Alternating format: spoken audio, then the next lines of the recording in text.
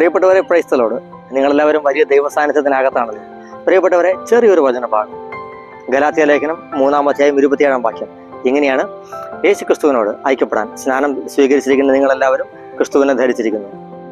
Hallelujah. സത്യമാണ്, ഈ വാക്ക് സത്യമാണെന്നേ. എന്തെന്നറിയാവോ? നീ യേശുവിനോട് ഐക്യപ്പെടാൻ ആഗ്രഹിക്കുന്നുണ്ടെങ്കിൽ ഐക്യപ്പെടുക എന്ന് വെച്ച് കഴിഞ്ഞാൽ അവനോട് ഒന്നായി കാണപ്പെടാൻ, അവനുമായിട്ട് ഒന്നായി തീരാൻ, അവനായി തീരാൻ, അവനോട് ചേർന്ന് നടക്കാൻ നീ ആഗ്രഹിക്കുന്നുണ്ടെങ്കിൽ ഉറപ്പിച്ചോണം, നീ അവനെ ധരിച്ചിരിക്കുക. ധരിക്കുക എന്ന് പറയുമ്പോൾ ഒരു വലിയ ആത്മീക സത്യമാണ് ഞാൻ നിങ്ങളോട് പറയുന്നത്. ഒരു ഉദാഹരണം പറഞ്ഞു തരാം. ഒരു വ്യക്തി, ഒരു പുരുഷനോ ഒരു സ്ത്രീയോ ഒരു ആൺകുട്ടിയോ പെൺകുട്ടിയോ നിങ്ങൾ കൂട്ടിക്കോ, ഡോക്ടറാകാൻ പഠിക്കുകയാണ്. പരീക്ഷ എഴുതി പഠിച്ചു.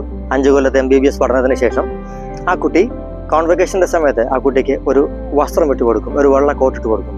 ആ കോട്ട് കോൺവെക്കേഷൻ ഇടുന്ന അന്ന് മുതൽ ആ കുട്ടിയുടെ പേരിന് മുൻപിൽ 2 ഇംഗ്ലീഷ് അക്ഷരങ്ങൾ ചേർക്കും, DR, അതായത് ഡോക്ടർ ഇന്നാള്.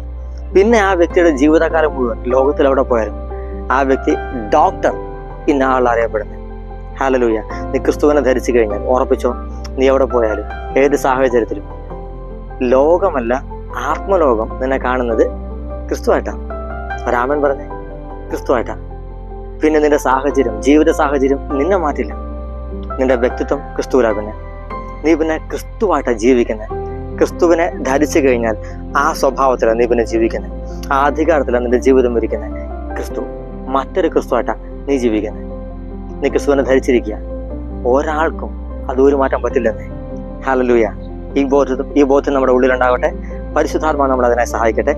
യേശുവിന്റെ നാമത്തിൽ ആമേൻ.